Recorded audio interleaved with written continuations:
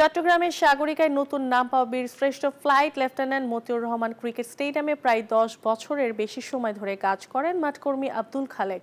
পরিবার নিয়ে মাঠের গ্যালারিতেই বসবাস, মাঠেই তার জীবন উৎসর্গ করেছেন। চট্টগ্রাম টেস্ট শুরুর আগে শান্ত মিরাজদের জন্য মাঠ প্রস্তুত করেই হার্ট অ্যাটাক হয়েছিলেন আব্দুল খালেকের। আরও জানাচ্ছেন আশিক সারোয়ার। সাগরিকার এই মাঠে প্রায় 1 যুগ ধরে কাজ করছেন আব্দুল খালেক। জীবনকে মাঠের জন্যই উৎসর্গ করেছেন। চট্টগ্রাম টেস্টের 2 দিন আগে মাঠেই হার্ট অ্যাটাক করেছিলেন। আমি সকালে আমার কিউরেটরের সাথে কাজ করছি, দুপুর 1:30টার দিকে আবার এই মাঠেতে ঘুরান দিয়ে বাড়িতে বাসায় আসছি।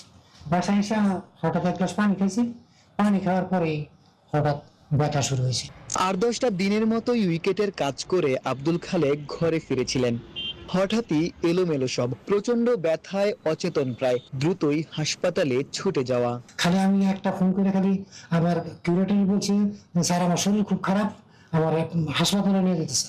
আর আমার ওয়াইফের বলছে যে আমার তাড়াতাড়ি হাসপাতালে নিয়ে যাওয়া, একটা সিএনজি না। পরিবার নিয়ে মাঠের গ্যালারিতেই প্রবীণ এই মাঠকর্মী বসবাস করেন। হাসপাতাল থেকে আশঙ্কামুক্ত হয়ে বৃহস্পতিবার আব্দুল খালেক ঘরে ফিরেছেন। এই মুহূর্তে তার শারীরিক অবস্থা কেমন? আমার শরীরটা একটু দুর্বল আছে, আর আমার চিকিৎসা খুব ভালো হয়েছে, রেস্টে থাকতে গেছি, রেস্টে আছে আর কি।